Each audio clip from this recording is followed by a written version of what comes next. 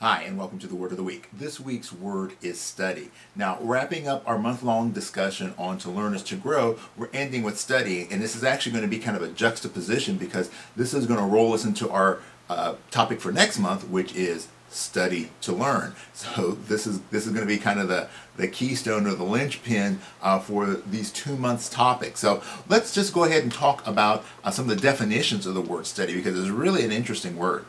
So to study is to be in a state of contemplation. Right? So when you're studying, you're contemplating, you're thinking about something.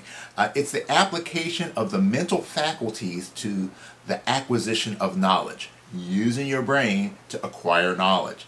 It's careful or extended consideration. Study is a careful examination or analysis of a phenomenon, development, or question.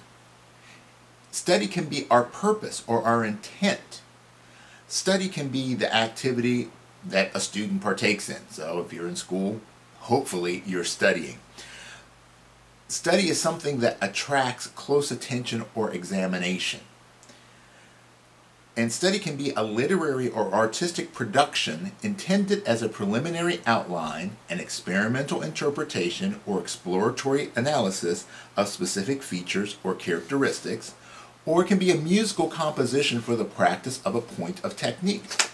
Now, besides being a martial artist, I'm also a musician, so I kind of like this idea of the study being the musical composition for the practice of a point or technique. Because in martial arts, that's one of the things that we do. Some of our forms are studies.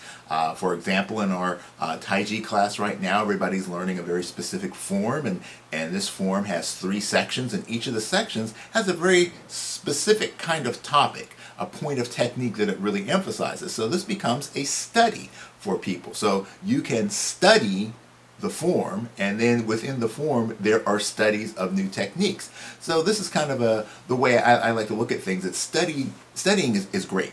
I wouldn't always say that. When I was younger, I didn't like to study, mostly because I didn't have to study. A lot of things came very easy for me when I was young.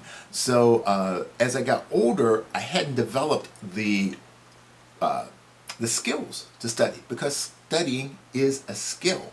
So it's really important that we learn from an early age how to study, how to focus our intent, how to really bring ourselves in on the task at hand. So using, we'll talk about that next month. We're going to talk about some of the ways that you can actually develop some skills for studying and the ways that we can study. But there's also the other components of studies, the ideas about studying being your purpose or intent, right? The thing that you choose to go deep into. There's so many ways and things that we can study it. Study does not have to be a negative thing. It's all perception. Studying is a really great thing. And everybody who excels at anything studies. They are students of whatever they do. They talk about that in sports a lot. He's a student of the game.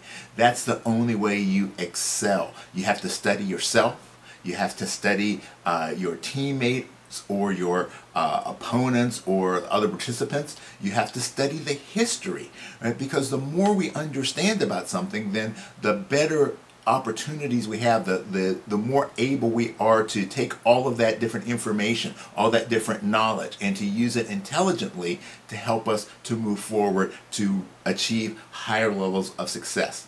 Right? So like I said, over the next few weeks we're going to be talking about some methods of study. So I hope that you get excited about this. I hope that you start to really think about how to improve your studies, to improve your learning, and to improve where you are in your life and in your activities. Okay?